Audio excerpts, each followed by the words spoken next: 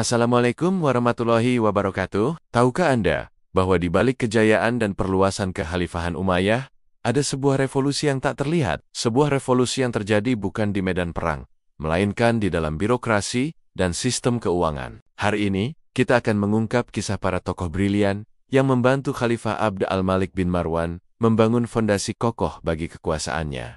Siapakah mereka? Dan bagaimana mereka mengubah kekhalifahan selamanya? Sebelum Abd al-Malik naik takhta, kekhalifahan Islam menghadapi masalah besar. Pertama, sistem administrasi.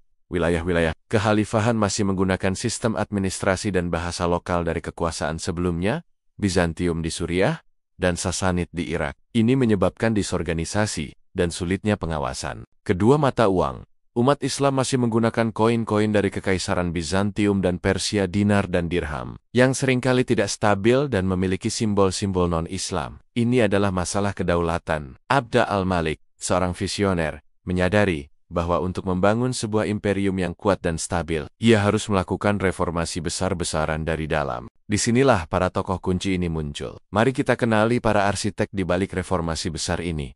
A. Sa'd bin Abd al-Jabbar. Peletak dasar reformasi bahasa, Sa'd bin Abd al-Jabbar adalah salah satu sosok pertama yang diberi amanah untuk mereformasi sistem administrasi. Di wilayah Damaskus, ia memprakarsai penggantian bahasa resmi dari Yunani ke bahasa Arab. Awalnya, ide ini ditentang karena banyak pegawai lama yang tidak mengerti bahasa Arab.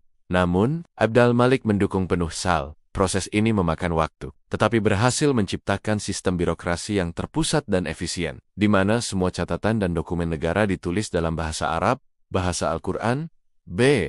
Khalid bin Yazid, ahli percetakan uang. Salah satu pencapaian terbesar Abd al-Malik adalah menstandardisasi mata uang kekhalifahan. Untuk tugas ini, ia mengandalkan seorang ahli bernama Khalid bin Yazid. Dengan bimbingan Abd al-Malik, ia mencetak koin-koin pertama yang sepenuhnya Islam.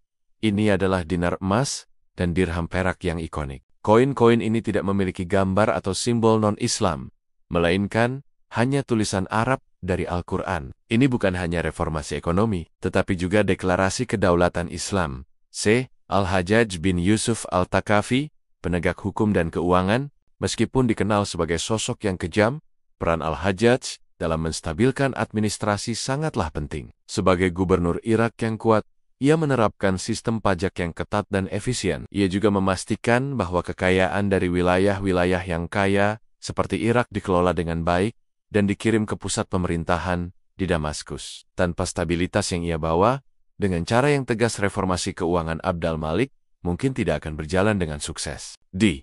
Umar bin Abdul Aziz, reformis keuangan generasi selanjutnya meskipun peran utamanya datang setelah era Abd al-Malik. Umar bin Abd al-Aziz yang nantinya menjadi khalifah, memulai kariernya di bawah pemerintahan Abd al-Malik. Ia dikenal karena pendekatannya yang adil dalam mengelola keuangan negara. Ia meninjau kembali kebijakan pajak dan memastikan bahwa rakyat tidak dibebani secara berlebihan, yang merupakan warisan penting dari reformasi administrasi Umayyah. Berkat kerja keras para tokoh ini, Abd al-Malik bin Marwan berhasil membangun kekhalifahan yang tidak hanya kuat secara militer, tetapi juga stabil secara ekonomi dan terorganisir secara administrasi. Penggunaan bahasa Arab menjadi lingua franca di seluruh kekhalifahan. Mata uang sendiri, koin-koin Islam, menjadi simbol kekuatan dan kedaulatan. Birokrasi terpusat, sistem birokrasi yang efisien, memudahkan pengumpulan pajak dan pengelolaan sumber daya. Ini adalah fondasi yang kokoh